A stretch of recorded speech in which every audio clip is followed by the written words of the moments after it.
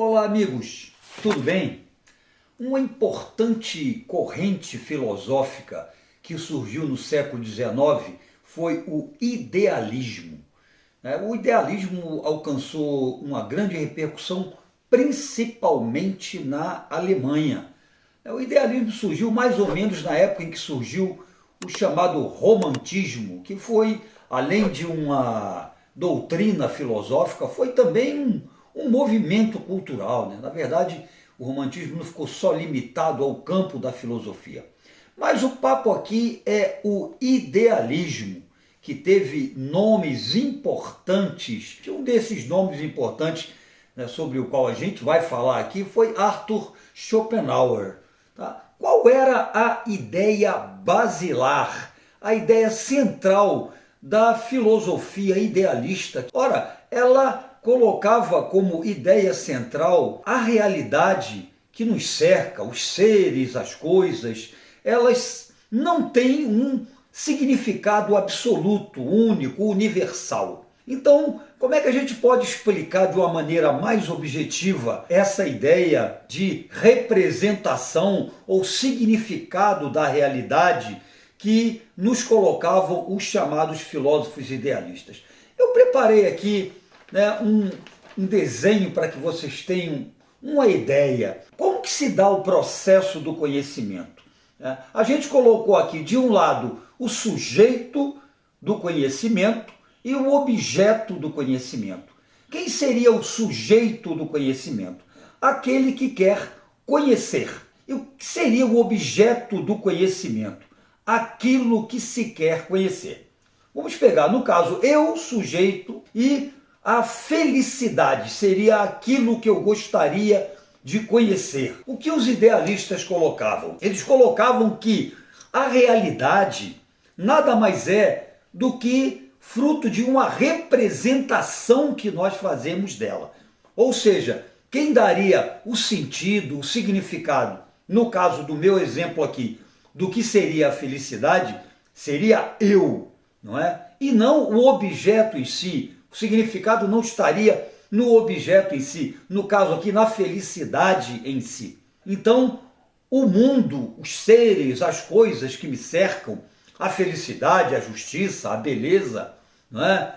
O bem, o mal, tudo isso aí seria fruto da minha, né, interpretação do significado que eu daria a todas essas questões.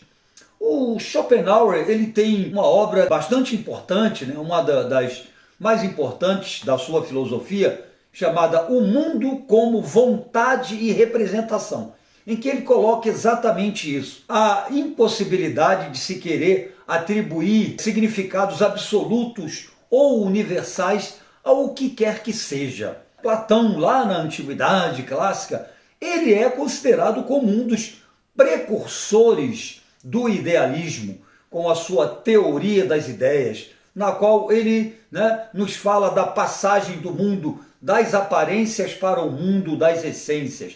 Ou seja, ele inclusive criou o mito da caverna para falar sobre isso. Então, a teoria das ideias de Platão é considerada como um exemplo, né, de idealismo, né, da ideia defendida, que os idealistas, aliás, defenderiam somente no século XIX. Quer dizer, essa passagem, né, que o Platão colocava do mundo das sombras para o mundo, né, da realidade, ela se daria através da prática da filosofia. Agora, tem um aspecto interessante, né, dentro do idealismo, que é a questão da arte. O Schopenhauer, ele coloca a arte como um único caminho possível para se chegar à essência, né, à realidade, à verdade sobre os seres, os objetos, as coisas.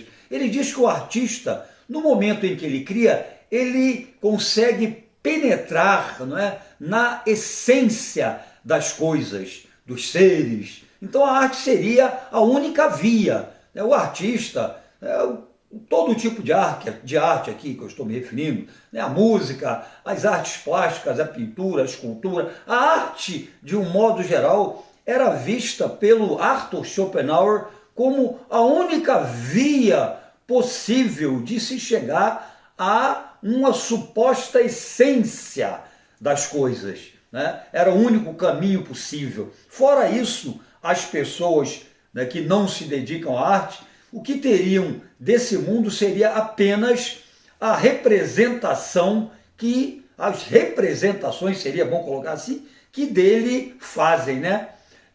Agora é interessante que o Platão, ele tinha uma visão bem diferente em relação à questão da arte, né? Ele não considerava a arte como algo que retratasse a realidade.